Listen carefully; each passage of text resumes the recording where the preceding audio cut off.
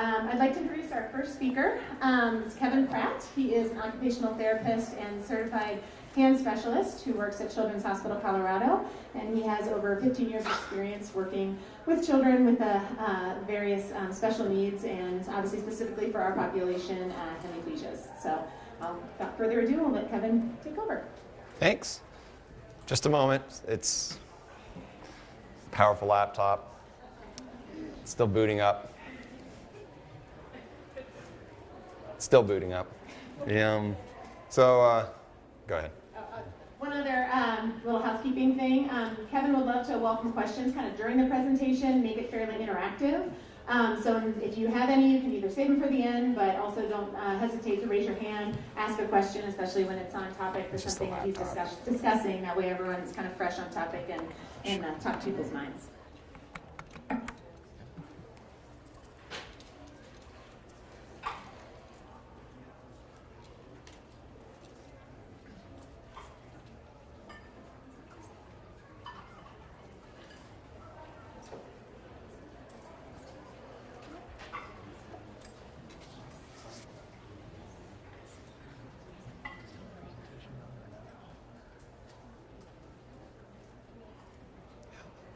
So if I hit, we got it. Oh, isn't that cool? Okay. Sorry, little things that make you happy. We good? Okay. Thanks. Yeah, little things that make me happy. So I usually, every time I've been doing PowerPoint presentations for the past couple of years, I always show up, we get it set up, and then whatever laptop I'm looking at or computer here, it always ends up looking like that, and we can never get my notes here.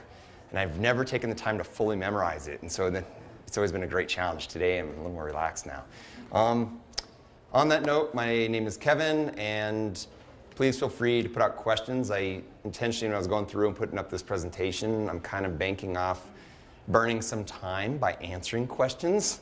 Otherwise, this will end up going really fast, and it's going to be a lot shorter than you're probably anticipating. So, title, I don't know, got to hand it to you. You figured it out. Thought it sounded kind of funny, being a hand therapist. And thinking about this, though, as I come up here, I am a hand therapist. I'm not a specialist. I'm going to make up a word here, a hemispherectomyologist. I could spell that for you if you wanted, because I'm great at misspelling things. Firsthand, I am willing to bet most of you have a lot more firsthand experience than I do on things. So on that note, regarding the topic of a hemiectomy and different things like that, I'm sure you guys know a lot more than I do. So I'm kind of speaking to the crowd. I'm sharing a lot of things. And on that, though, so what is it that I can offer, though? I'm a specialist with the upper extremity. Okay. First, though, I'm an occupational therapist. And that's where I began. I did a lot of stuff with occupational therapy. Does anybody know what well, here, let me go, yes. So you can't see the definition. Does anybody know what occupational therapy is? Yes. Sure, maybe. Does anybody want to venture a definition? Because usually people ask me how I train people for jobs. And what this has to do with kids. And actually, on that note, too, I'm a pediatric occupational therapist. If you have adult questions, I can attempt to answer those, too. I'm a pediatric hand therapist, but when I took the certification exam, 90% of it was adults. So I could probably answer most adult questions too, but I do specialize in kids. So who has any ideas about what an occupational therapist does? An occupational therapist gets somebody back to work. So if it's a kid, it's back to play, back to learning, back to living. Excellent. Any more definitions? Because people always ask what's the difference between that and PT. All right, so occupation is anything you do in your day. It's going to be whether or not you're being a parent or a child, a daughter. It could be something about bathing, taking care of yourself, getting ready, reading the newspaper. That's occupation. Therapy is something that's going to restore health and wellness. So I'm going to go along promoting health and wellness via engagement in a purposeful and meaningful activity. Okay? Usually, half the time, I'm willing to bet most parents, when I'm hanging out with their kids, it probably looks like I'm just playing with their kids the whole time. And it is fun. So, and that's great. But honestly, when you go out, you need to be paying attention to each activity. Activities are drawn. One, I'm hoping that it's meaningful to the child. I'm hoping the child is interested and motivated to do it. Okay? And then it's purposeful in that, am I trying to get a certain pinch? Am I trying to get a certain elbow motion? Or am I trying to get a certain upper extremity motion? I always have a purpose behind the activity. Okay? I think often we come in, and like physical therapists, we have our set exercises. This is what we're doing to make this particular thing stronger. And that tends to fall more into physical therapy, I think, if we get in the philosophical realms, but that you are promoting physical exercise via, you're promoting health and wellness via physical exercise. So as a hand therapist, though, I think often I look like a physical therapist because it's so much biomechanics.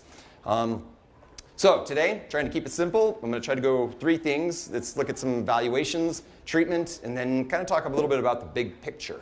And something else to remember, I'm from a medical setting, a clinical setting, so I'll do my best if there's other community questions or things like that, but move along here.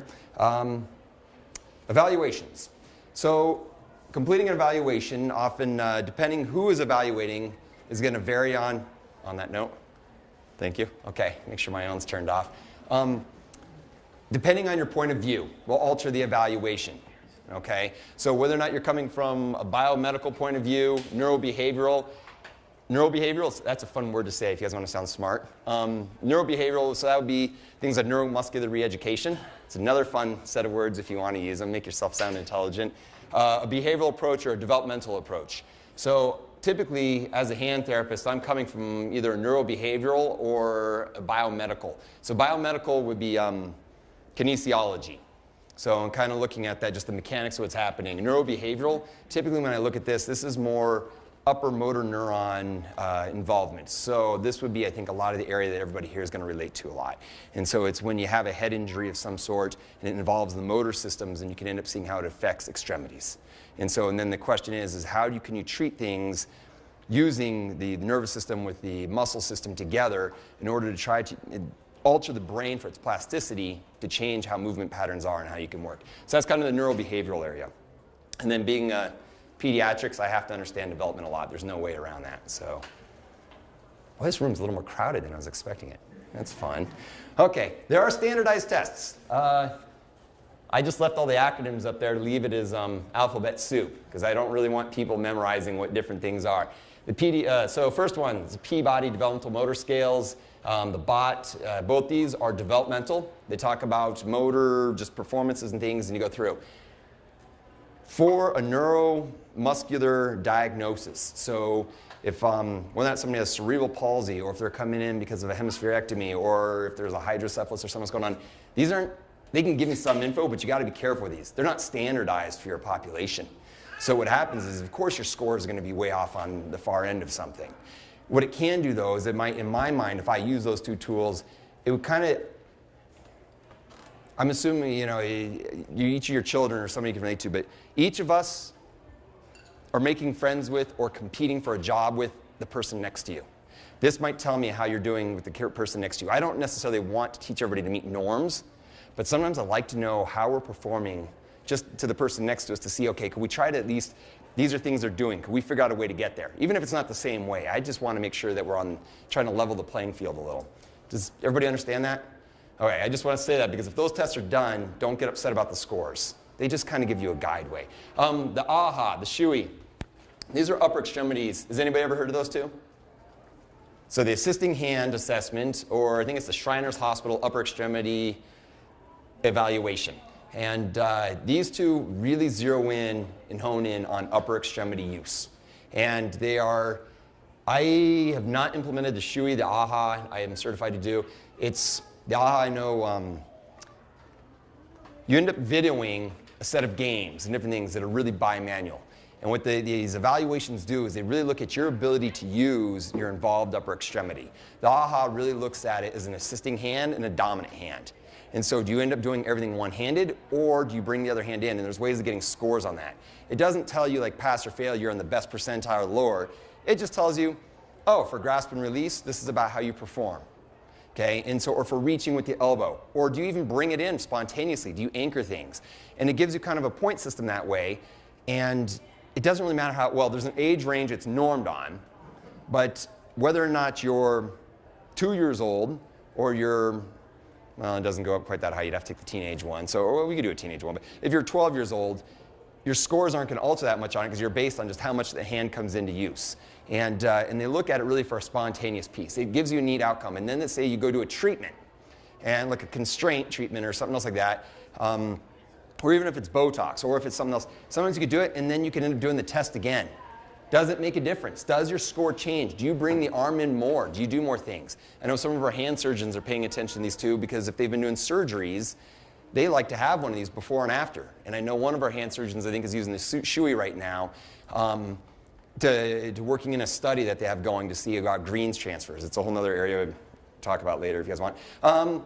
The COPM, the DASH, these are quality of life type measures. Boy, I am talking a lot. I'm going to burn through a lot of time. So, visual perceptual, the motor-free visual perceptual test. This is that's an area I don't do as much with anymore, but visual perception is extremely important when you're looking at interaction with life. And then the ETC, that's just Excedrin. So, anyway, clinical observations. Okay, this is the area I think I probably put most of my time into. General, if you come in to see myself, and I'm willing to bet the majority of occupational therapists, if you bring your kid in to see me, I probably start playing with them in the lobby. And as we make our way all the way back, as soon as you hit the lobby, I'm already watching for certain things. I know parents are like, oh, we gotta go. And sometimes it's, no, it's kind of fun. You have that little driving thing up front, and I like to see how fast the hand is brought in and what different things you do. Nothing better than a natural setting and a bunch of games to see what a child can do.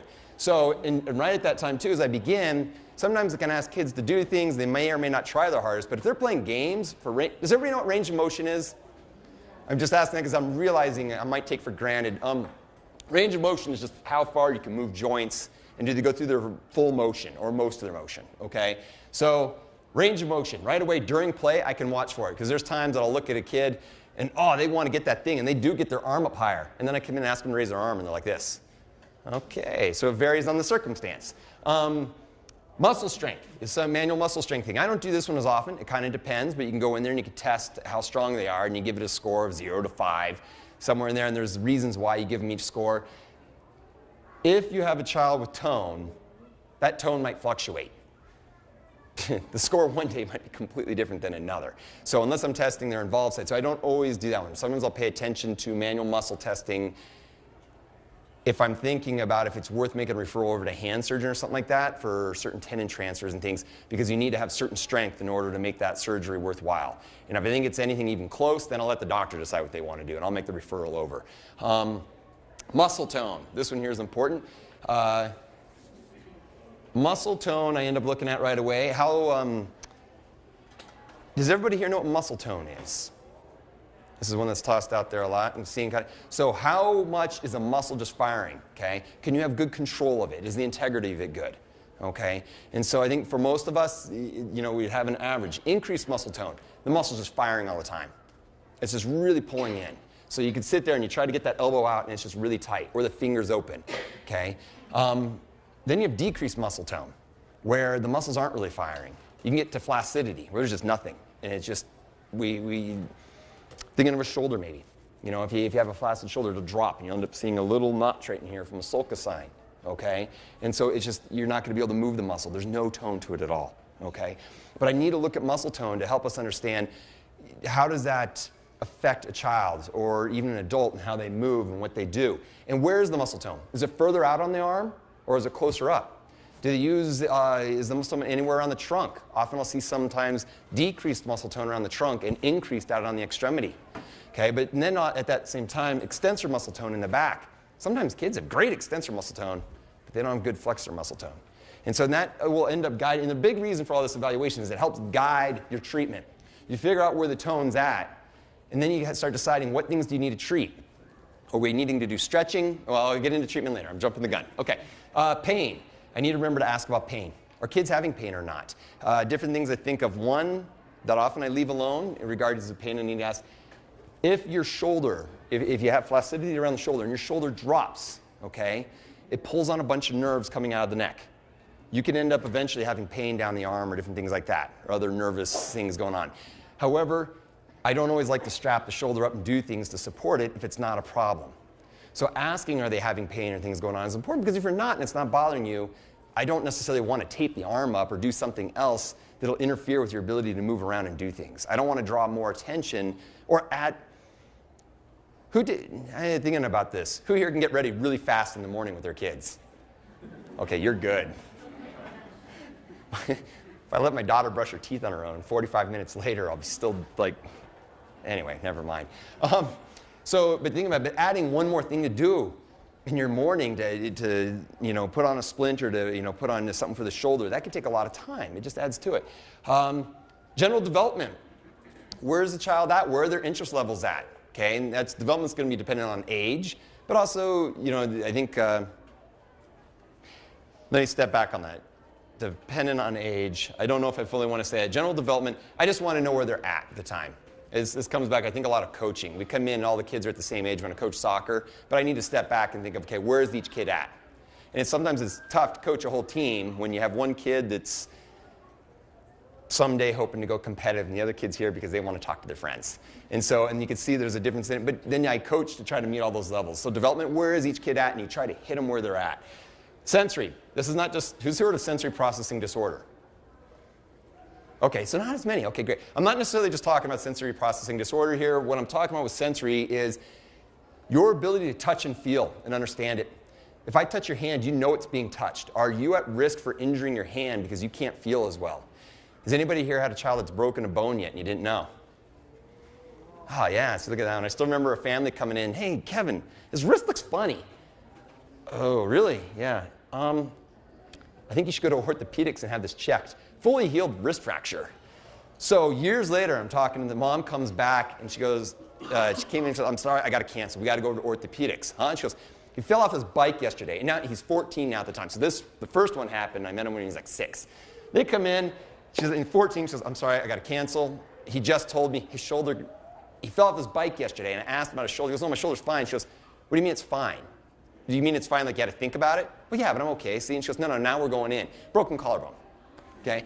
No idea. But this same kid, okay, we were working on things because he was having some pain in different ways. You touch the skin, oh man, talk about some sensitivity. Complete reverse. So decreased sensation internally, but yet superficially near the skin. Man, trying to mobilize and massage, shoot him through the ceiling. It was really painful to him. So trying to work those things together. But so paying attention, understanding their pain, knowing where things are. Another person I know, thinking about pain, any delayed pain responses. And there's another, I think because somebody else says she's an adult now, but she has memory. She was telling me about how she was walking, racked her ankle bad. No, I'm okay, kept going. 15 minutes later, black and blue, and the thing swelled up and the pain came. Realized she had it down, I don't know if it was 15, maybe it was 12 minutes. She had it down like clockwork. If she injured her involved side, she would sit down, hit the timer, and just wait. She had it down to clockwork. It will take this long before my pain kicks in. And she really, after getting up on her ankle and continuing to walk on it for an additional 15 minutes, she only made it that much worse. So it's interesting knowing she's like 23, 24 now, and she's like, yeah, I've learned all these little tricks. Now I realize if I do this, I just have to sit down, wait a little bit, and then get up and get going again if I'm okay. I was pain. I jumped it, went back down to sensory. Sensory, I tested a lot of things. The hand, there's stuff called like 2-point discrimination or localization of tactile stimuli. If the kid is young, those things are kind of hard to understand. A finger identification. Can I cover up their eyes and touch a finger? Which finger did I touch? I've been times I'll touch the index finger and they look at it. I'll do it on the other hand. Perfect. They get it all good. You do it on the other hand, you touch their index finger and they look and they point at the pinky. You touch their thumb and they point at the middle, the long finger. They know they were touched, but they can't pinpoint where they were touched. Has anybody here had dental work done? Where they've had a numb mouth, where they go in with Novocaine? Raise your hand if you've had dental work done. Okay, excellent. I'm not the only one. So, how many people here had slurred speech after they had a Novocaine shot? Yeah, okay, I see only a couple hands go up. Has anybody else had slurred speech? I know, and I've always felt like I was drooling. Okay, no motor nerves were hit. That's all sensation. You alter the sensation on parts of the body, your motor performance goes downhill really fast. Okay? You can't perform as well. If your hand sensation is off, or if the arm sensation is off, sometimes we're asking these kids, well, just do this, just do this, just do it. If they can't feel it, the only way they're going to be able to do it is by watching really carefully on everything they do. Talk about frustrating. So sometimes we think it's because you could see motor performance, we jump to motor, but you have to be paying attention to their sensation. Okay? Another kid I know as an example came in because we needed to work on strength because his pinch was off. He had a head injury.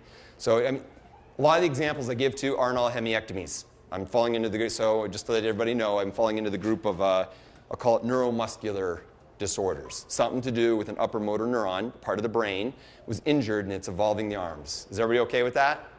Okay. He had a head injury and came back. He's like, he was having good recovery and stuff. And he goes, but my hand's really weak. I can't clip my nails, my involved side. The nail clippers keep falling out of my hand and I can't get it. I'm looking and I was like, really? So my observation, starting from day one, when he walks in the door, I see him pick up paper, I see him tear things, I see him, as he's writing, he can stabilize. I'm thinking, this has nothing to do with strength. I've seen everything you've done in the past 5 minutes. Check his sensation, and he's all over the board. He understands what's happening, but he couldn't do anything at all. So we changed our treatment approach because we realized it didn't have to do with strength. It had to do with sensation. Within a couple of weeks, we had him clipping his fingernails, no problem. Not saying that always happens. I think I got lucky, and I think it was near the date of his trauma. It wasn't really far out, but you could sometimes make changes. Family, understanding the family. How busy are you? Okay. What else is going on? Have there been any other recent crises going on in the family? Okay. Whether or not, I think back to years ago too, when the markets were fluctuating and there was job loss. Man, that is tough. I'm giving you guys things to do, and people are still going out looking for just time constraints. Hey, sorry, I'm rambling now. Okay, let me keep moving. I'm going to get in trouble here. I better pay attention. There's the time. Okay. Treatment. So we'll get into this. Biomechanical treatment. So this is mainly like stretching, strengthening, things like that. How many people here have done stretching? Yeah, I figured. That's a really fun exercise. Just sit there and hold on their arm. Strengthening also. There are something that I've always kind of done, but I'm keying into a lot more with this, is that kind of looking at these approaches, and then later on I'll talk about constraint a little bit too, but strengthening, coming down to neurobehavioral, so the third one here, I was talking about the ability to engage the system, and I want to make sure I summarize this well. When you've had an injury to the brain, the mapping of your body can be skewed some. Okay, so your understanding of how to move the body and what's going on. There's an area in the brain called the homunculus. Your understanding where there's a motor part and a sensory part and stuff like that. So if you don't understand or you can't map that part of your body really well, your ability to move it is going to be diminished. You're not going to understand it. There's a lot of research on pain that talks about this, and then it goes in some of the things. But things are, when you have a fracture or something, you say it's right here and it hurts.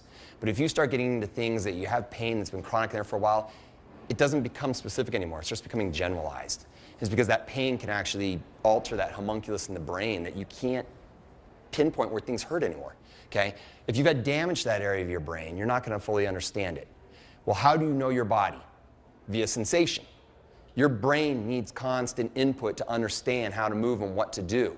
And then that's how it can push out. But in order to be able to move, you need strength and you need range of motion. So really there's a big combination between sensation, okay, and motor input. From a biomechanical standpoint, but coming down to neurobehavioral, so let me jump post-op here. Neurobehavioral, there's stuff called like neurodevelopmental treatment or proprioceptive neuromuscular facilitation, different things. If you get sensory processing disorder, but also the treatment for that would be very much in this category. But to me, if you just want to sum it down, I'm going to find a way to give you sensation where you feel it and you have to do a motor response. Often what I like to do is, so it's not just strengthening that I'm doing when I'm having kids work with their arms. What I'm really hoping on, like weight bearing. Has anybody ever been told to do weight bearing? I love weight bearing because to me a big part of weight bearing, it's not just strengthening. The brain feels the muscle and joint input. You have sensory nerves in your muscles and joints. It maps in your brain then where that arm is in space. And your brain can feel it. If your brain can feel it, it'll better understand how to move. So it pushes, okay? And it gets that arm to push out a little bit more. And we're great at pushing against resistance. There's a fun party trick we could do. I'll wait on that. Anyway, somebody wants to demonstrate about tactile input and resistance and stuff. And so you can go to parties and you can do it. You want me to do it? Oh, okay. Yeah. All right. Do you want to volunteer? Just somebody? Okay. What's your question? And I'll show it real quick. If you could just expand on that a little bit, because I feel like as a community, everyone's so focused on begin any hand function, and you've always done great with our family at least on refocusing back up to the core, to the upper extremity, and starting there and making sure that's strong. You're getting sensory input that. Kind of working from the core out almost. Yes. So, not always focusing on how much can we do the hand. And I'm going to, typically, that's the pattern I go. Usually, so what's kind of being said here is can everybody hear me okay? I keep walking away from the mic. Can you go closer to the mic? Okay? And can you repeat your question? Hello, is it? Now it's on. There we go. I like to move a lot, so I'm going to probably vary from that. Wasn't so much a question as okay, the question was to request to elaborate a little bit on what I'm talking about here. So there was the example that often I work from proximal at the trunk, and I try to do a lot of strengthening and different things here, and then work my way out to the hand. When the hand doesn't work, when it's closed all the time, or if you're not moving it, it's very obvious, and that's where all the focus goes. Does it improve the hand function? Doesn't improve the hand function? Well, sometimes I don't jump to the hand right away. Because if you don't have good proximal control, if you don't have good control at the shoulder or at the elbow, okay, or at the trunk, it's hard to have good hand function. If you don't have good control at the shoulder or at the trunk, you have to somehow provide it to somebody, okay? A lot of kids, if they have good hand function, but this is where I want to jump back a little bit. Often I look at the trunk first and I want to strengthen it, but I don't always do that. Often what I do in my evaluation part is that if somebody has flaccidity at the shoulder, okay, they can't move it. If the nerves just aren't responding there, I can't always get that to kick on. I can't get the shoulder stronger, okay? But they might have good hand movement. Well then how do you help teach them how to use that hand if you can't work on strengthening at the shoulder? A lot of kids, I can work on shoulder stuff, but not everybody. And I bring that up because if I can't work on something close, I need to provide an environmental support. If you're going to be at a table, can you support the arm on the table? The table is now the support for the arm and the hand, and now it's easier to use the hand and move it around. Is everybody understanding this so far, what I'm kind of explaining? So but in order to move the hand, in order to use your hand, you have to get your hand out in space, okay? You got to be able to use it. So often, if you're not doing much with the hand, I don't always look at the hand. Often I'll go up to, what are you doing with the shoulder? What are you doing with the elbow? If you have some okay motion at the shoulder and the elbow, but it's not great, and your hand's not moving, often I'm going to jump to the trunk, the shoulder, and the elbow, and really push strengthening and understanding there. And my example I was talking about was weight bearing. I love weight bearing because when you get into weight bearing, not only is it a strengthening piece, but what it does is it's sending sensory information to the brain. There's sensory nerve endings in the muscles and the joints that when they're used, they send tensioning and compressive information to the brain. The brain can then feel it and it maps that part of your body. You better understand your arm the more you use it, okay? If you're weight bearing, you push it in, you get the elbow, you get the wrist, you get the shoulder. What if you're missing that part of the brain? Like in the hemispherectomy, my son has, Mm-hmm. the left arm is weak. Mm-hmm. How does it get signals to that brain when that part of the brain is gone? Will the other side of the brain pick that up? That's a great question. I'm sorry. I'm going to use MSU, make stuff up. There was a doctor that told me to do that once. So there was okay, so here would be my theory on that part of it, and I think this is a big push on it. There's brain, okay, the central nervous system has plasticity. I mean, meaning it's plastic, it can change and it can alter, okay, especially when you're younger, all right? There's a lot of change happening. Mine's 14 and he had the surgery at 12. He had 12, okay. I don't have an exact age. The younger, I think, has usually got better outcomes. But I have seen kids have decent outcomes still after, even at a little bit older, okay? Now, a lot of it, too, is depending what you were before the surgery and after the surgery, I don't know if you're going to necessarily have better responses. I don't think you can surpass what it was before surgery, okay? Knowing for the part of the brain, if you came into me and your arm wasn't moving at all and it was just down at your side, okay, it was just weak and you weren't doing anything, all right, I'm going to say the brain's probably not picking up on much activity from that, and there's probably not much sensory input going in. I don't know how much I'm going to be able to fully do, okay? And a lot of times what I will do is as I continue on with this, one of the next things on there, but I like going into adapt and overcome, okay, or you modify and overcome. You find other ways to do things one-handed if you have to, okay? Because you're competing with the person next to you, you want to be able to get your job, or you want to go to the playground, you want to do whatever. Sometimes trying to put 40 hours a week into restoring some function isn't going to change the quality of your life as much as just making sure you can integrate yourself and do things. Does everybody understand that? And I'm sorry, I'm a big believer on that. And so even though I'm a hand therapist and I love to get hands working and doing things, I turn around and really sometimes think, how's this changing your life? is what we're doing, the hours being spent. I mean, it's really neat to see the finger move in the end, but did that make that much difference? If it's helping you get assistive technology and doing things and accessing stuff, then great. But if not, are you really spending your time in the right area, doing the right thing? Okay. Did I answer your question? Okay. So, but on that note, no, I didn't fully answer it. Where does the sensory information go? With the plasticity of the brain, the nerves come up. You have a lot of nerves up in the brain. It would normally take, if you're going to work one day and there's road construction, do you just stop and stay stuck right there? Or do you pull out your little Google thing and you look on your phone and say, there's another route. You find another way to get where you're going. Okay? That's what the brain does. It'll try to find other nerves to get sensation or input to different areas of the brain. For people that have had amputations, okay? So if they have a residual limb and they're missing their hand, all right? You have a space, now they're not missing part of their brain. They have an empty, just an unused part of the brain, okay? An area of the hand. And they have that in the sensory area. If you look at the homunculus, the area of sensation of the hand, it's huge. Your hand is loaded with sensory input on the tactile area. And what's interesting, though, is they find is that they could do MRIs or the functional MRIs and look at the brain, and it should be just blank in this area, and it's not. What starts happening is that they realize the areas that were adjacent to it, you start stimulating them, and you realize they fire in the area of the hand. The surrounding area is taken over. Okay, you don't have a hand, and it's interesting because I've heard studies on things, people are talking about, yeah, you go up and you scratch the person's cheek and they're like, oh, there's my shoulder. And it's weird because the brain still has a connection of an experience, because the cheek is next to that shoulder area, and you scratch the cheek and they feel it in two different areas a little bit.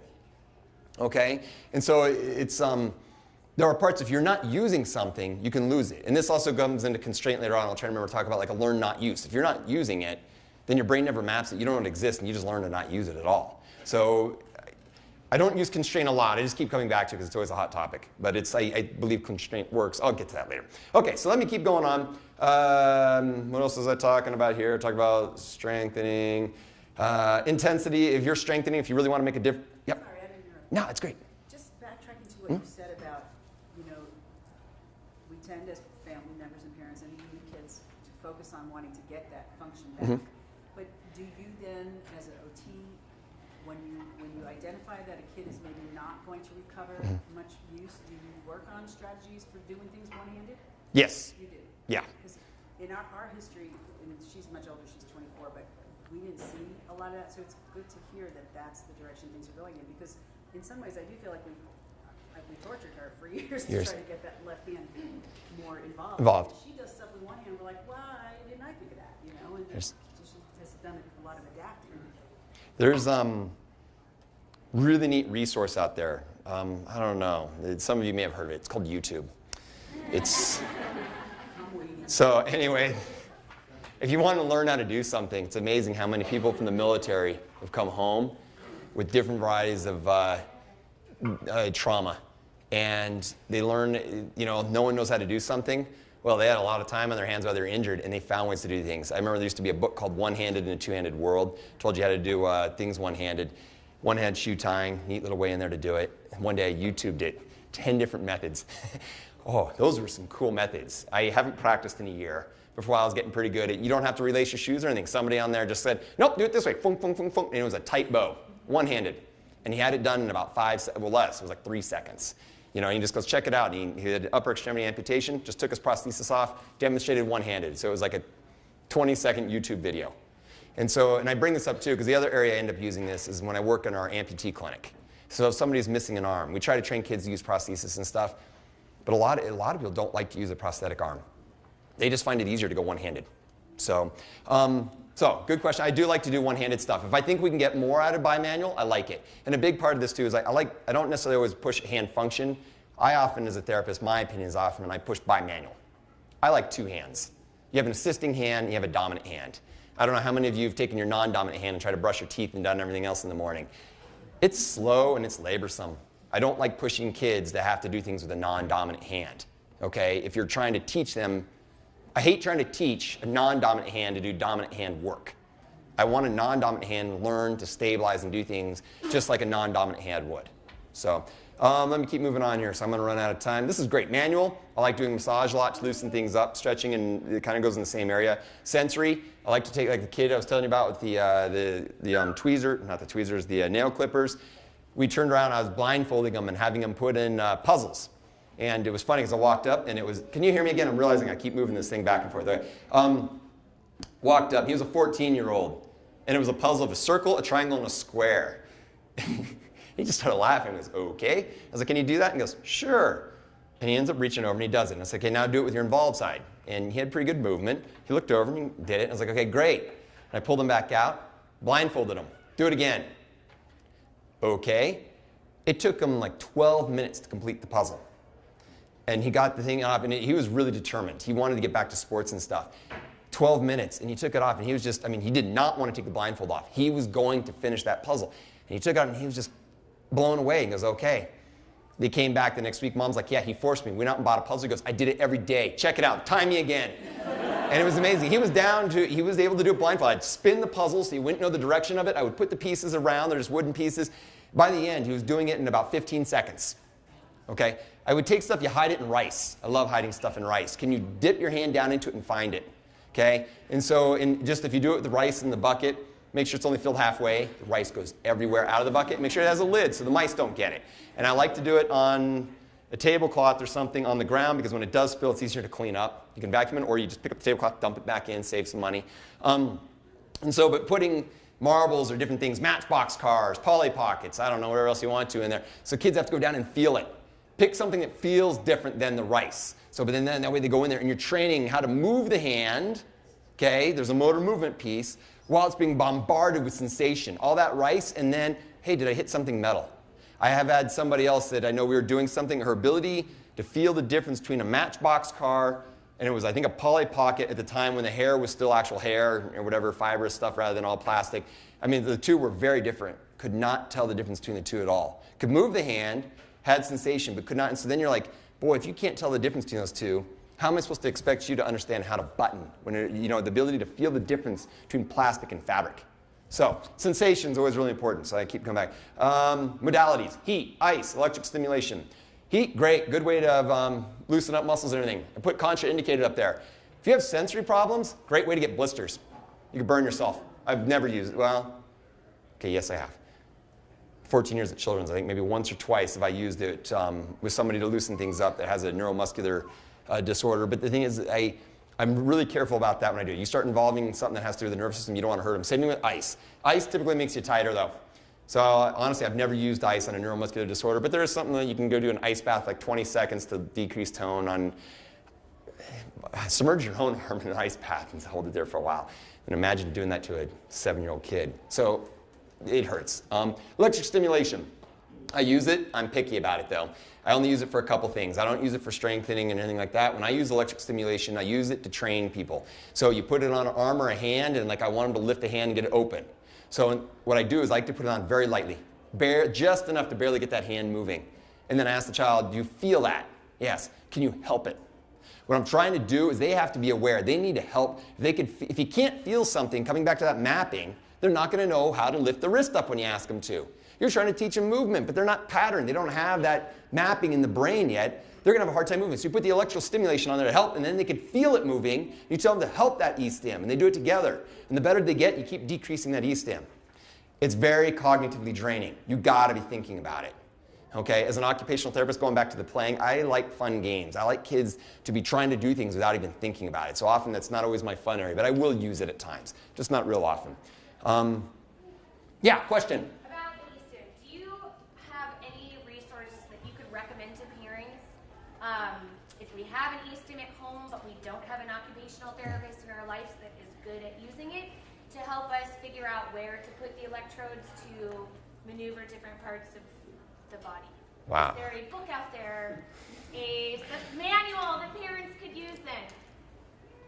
Probably, I don't know. YouTube it. I was gonna say, part of that, I bring that up is it's, there are human atlases and things out there. I think a lot of it is you have to understand which muscle does which movement, and then you place the electrodes over that muscle. There's a lot of little parts to it. Is the closer the electrodes are, it doesn't go as deep. The farther apart they are, they go deeper. So you have to understand, is the muscle deep or is it shallow? So where you place them, is it a big muscle or is it a small muscle? What size of electrode do you need? And this is not a TENS unit. So that's another thing too. There's different E-stim units, so you got to make sure you have the right unit. So when you start playing with E-stim, is it one that is built for swelling and bringing in nutrients and stuff like that, or is it one that's built to actually fire muscles? And I just bring that up because a lot of people are like, I have my unit, and I've seen several, and I look at it, this is purely a TENS unit. I can't alter it from, this isn't going to do what we need it to do. And so, but on that, you have to, there's several things you need to know. And then this is also something, if you have your own unit and you're just die hard and you want to go for it on yourself, or I'm sorry, with your child, please hook it up to yourself first. You do it on yourself and make sure you shock yourself, give yourself your own burns before you attempt to do it on your kid. Otherwise, you're going to just be feeling really guilty when you see these nice big red welts. And never rip, no, I'm not going to go there. I would do it under supervision.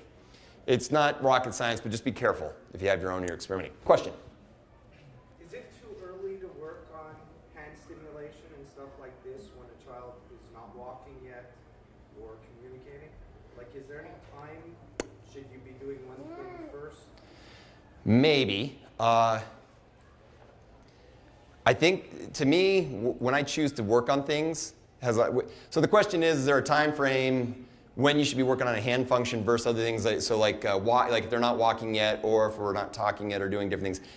I often pick what I'm working on based on, coming back to that developmental question, where are you at and where your interest's at? If a child seems to have a lot of interest on moving the hand or doing something, I'll jump on that even if it's not doing other things first. I've had kids come in and I'm working on hand stuff, but you could tell their language skills are taken off. And I'll say, you know what, I think we're wasting our time in OT. I'd rather have you go to speech therapy twice a week because that's where the child's at this time. I come in and we're working on fine motor things and the kid hits 2 years old to 3 years old. And has anybody ever noticed 2-year-olds and 3-year-olds? I mean, as soon as they figure out how to walk at 1, it starts to happen. But boy, kids are just motor nonstop and just climbing over everything. So often I switch over to physical, doing gross motor activities rather than all fine motor activities. I don't think I'm fully answering your question. So, the E-stim part about using that, are you talking about hand function or E-stim? Both. E-stim, I feel, to me, is a lot of cognitive component to it. I would have to, even if somebody's nonverbal, I feel like I would have to be able to there has to be an understanding. The child has to understand that when the unit's working, you're working on doing these things. If the child can't understand that, I don't think I would just throw it on there and turn it on and let it go. Okay, maybe there's stuff out there that says to support that, but I don't, I remember talking about people, build your abs and do something this way for strengthening. And I talked to a lot of people, no, that technically that doesn't really work. It doesn't do anything. And so, so there's conflicting stuff on that. So to me, it's a real cognitive piece. Now, as for hand function in general, sometimes I will. If I think it's going to improve their quality of life, and I think if they can learn it, okay, then I'll end up going for it. But it's a balancing act. So does that answer your question? Okay. Orthotics. Okay. Boy, man, this is the main reason why I was here, and I just not giving myself any time. Thanks. You totally called me on that. I talk a lot, everybody. Sorry. Okay. Splints. These are the main reasons why I splint. You might be protecting something. I had somebody come in the other day. They wanted to do sports. They were really into tennis. And they said every now and then they fall. They wanted a wrist brace, so if they fell, their wrist would always fall forward. Not a great way to catch yourself. And they're like, we don't want to break the wrist. 16-year-old, and I turned around and asked, well, have you ever fallen on the wrist before? And they said no. And I said, okay, but here's the other problem. If I brace that wrist and you take a fall on it, the wrist doesn't bend anymore, okay? Which means all the force then is either going to be put on the fingers or on the elbow. That's another great injury right there. I hate working on broken elbows and broken fingers. They get a lot stiffer, okay? As an adult, your wrist gets stiff. But as a kid, elbows and proximal interphalangeal joint, man, that's a booger to get going again. So what we did though is we didn't make a really hard splint. I just ordered them a neoprene one, almost like an ace wrap. So that way it would have some catch, but it would still have some forgiveness to it if he did fall. Also, he hasn't fallen in how many years of doing sports. I don't know when that time's going to come, so I was trusting on it. Stretching, I will do post-Botox often, but not always. Stretching, I'll do serial casting. There's static progressive splinting and serial casting for stretching. I often prefer casting over the splints, but there are reasons why I will do splints, static progressive splinting. So elbows are one that I sometimes prefer if you're trying to get extension. I don't like casting in a straight place like this. You take a fall, again, the elbow can't give. All that force is being now put on the shoulder on the hands and wrist. I don't want to break a different joint. So often what I'll do is I'll end up making a removable cast, put it on there that puts you in a stretch. I say, please don't take it off for more than 30 minutes at a time. So that way you can take it off to go swimming, or if you're playing kickball, please take it off so that way when you do fall, the arm gives. And then put it back on when you're done. And you wear that day and night for as much as you can, and then we change it every week and hopefully make gains in how far you're getting. Now, if you have this is also different too. If you have a lot of tone, there's a difference between if there's a lot of tone and you're just in a position because of tone. If I do serial casting to get you more outright, it's just going to bounce back if that's where the tone's at. Okay? So it might make it look better temporarily, and you just went through 1 month's worth of effort and complaining to all of a sudden maybe lose it within hours. Okay? And so you have to sometimes be a little careful. Like post-Botox often reduces the tone, and then you end up saying, oh, it goes to here. Great. But there's still, you could tell, there's other tightness in there besides just the muscle now. You could serial cast and end up getting that arm out a little bit straighter. Okay? Preserving things. Resting hand splints. How many people have splints they wear at nighttime? That's usually when I recommend them. Okay, so resting hand splints, ones that go on, you know what, I'm going to just start moving on here a little bit. Well, what was the other one here? Stabilization. Sometimes you just need to stabilize a joint, and functional positioning. Those two kind of go together often, but you stabilize a joint. Everybody make a fist. Look at your wrist position. I'm guessing the majority of you, your wrist is either neutral or cocked back a little bit. Okay? If your wrist now relax, bend your wrist all the way forward. Make a fist. Don't let the wrist move. Excellent. Feels real good probably. Bring the wrist, okay, relax, make a fist again, a regular one. Do you notice a difference in your grip? When the wrist is locked straight or back, you will have a stronger grip. I had one guy that had a little wrist splint, and it looked like that. Oops, let me go back one. It looked like that one there. Put it in his back pocket. His goal was that he wanted to be able to whittle his own marshmallow stick when they went camping. So he had to be able to hold that stick. His wrist always dropped forward. Okay? Couldn't maintain grip. You put the splint on, his grip was strong. His fingers were working great, but his wrist wasn't doing very much. You put this on, he was able to hold the stick safely so he could take the knife and go at it. He also found it worked great on the Wii. So, functional positioning, so that's when they're in stability. Okay, resting hand splint. This one here, often for just preserving motion and stuff like that. A lot of wrists and fingers will drop forward. Okay, not everybody's, but a lot often. Instead of I don't wear these all day and night. I tend to do them nighttime only, but it doesn't stretch the hand. It just puts the muscles that pull the hand and fingers back and the muscles that pull the fingers and wrist forward, it puts it in neutral, in a resting position. It keeps everything in balance. You're maintaining. I'm trying to prevent pain. I'm trying to prevent surgery. Okay? So it doesn't do anything for function. It's just you put it on there to preserve it, and then during the day I like to take it off. You need that sensation. You need touch and feel. If you're never going to be able to use your hand with this on. Well, if you're into karate, maybe that would work. You might have an advantage. Other ones here, thumb positioning. This is one that just pulls the thumb out of the palm. Sometimes kids have weak extensors, but they have some good strength to be able to pull in. So you put this on. So it helps pull their thumb out so they do better at grasping. Does anybody see a problem with this, though, if this pulls your hand out?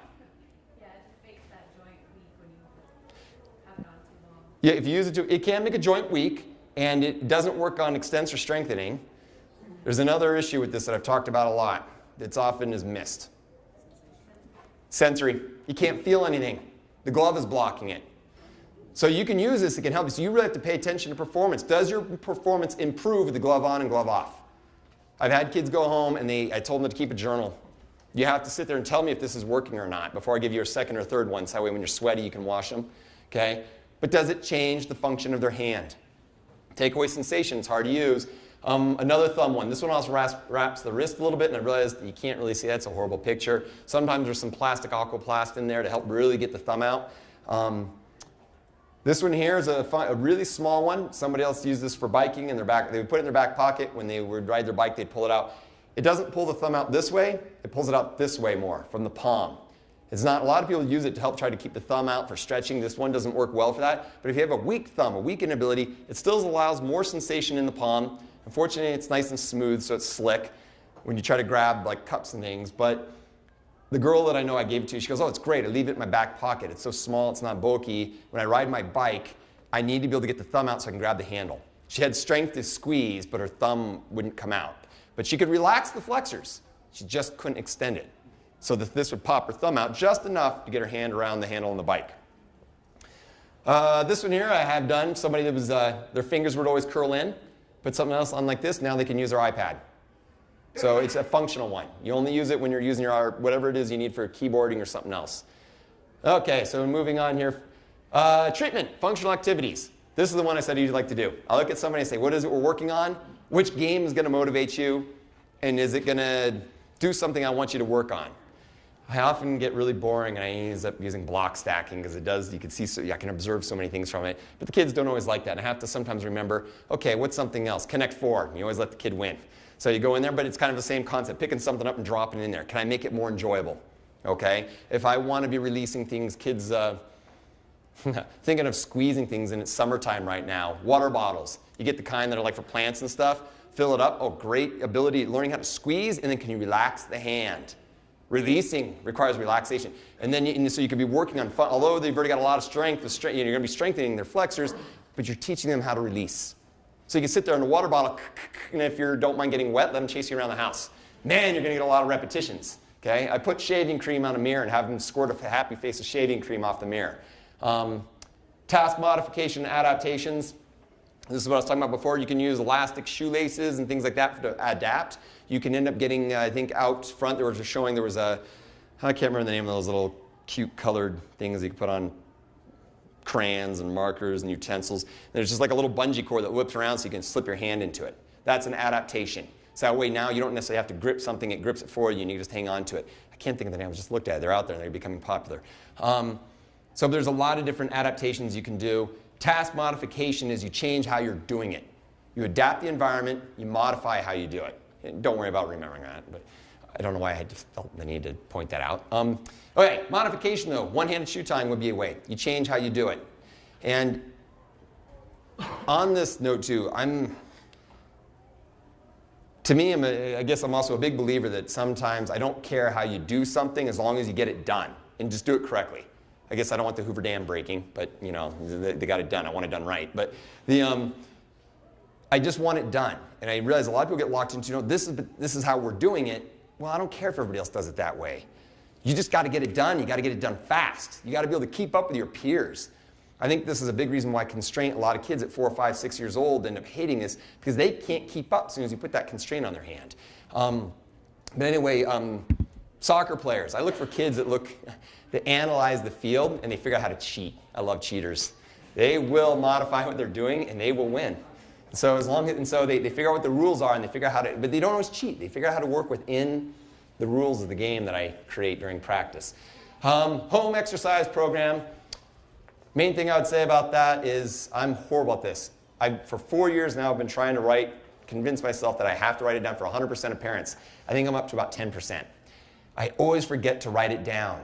Studies, I've been told many studies, they show what percentage, if you have a discussion with your therapist, what percentage of that discussion do you guys think you remember? Any ideas? 10. Who nailed it? Somebody said that with authority. 10. Studies show 10% is what you take away. Boy, so I try to never give out 10 exercises. I always try to keep it down to 3. But if you go over a lot of information, you only remember 10% of it, it's not going to be great. I would encourage you, write it down yourself or ask the therapist or somebody else, write it down. Get things not for documentation, it just helps you remember. And I'm horrible at that. And I need to be called out on it a lot more. And I need to be called out on it 15 minutes before the end of the treatment too, not at the end. Parent education, just talking a lot like we are now. I just like filling people in, telling them what's happening. And was there another note on there? Oh man, I got to really go fast. Okay, let me go on here. Okay, parent education, date night. If you haven't had one, please make sure you have time to do it. Treatment, groups. There are several different groups out there. We got social skills, motor skills, and then constraint. Our facility is doing some constraint groups. Summer camps. There was NSCD that was out here in the pavilion earlier. I think summer stuff is great. You have Adams Camp, but Breckenridge Outdoor Education Center, NSCD, Easter Seals. Summer camps are a great way to get to know kids. There's no therapists, but boy, I say it's very therapeutic. It is fun. So going on to this constraint, I wanted to spend a little time on this. There's a lot of, you know what?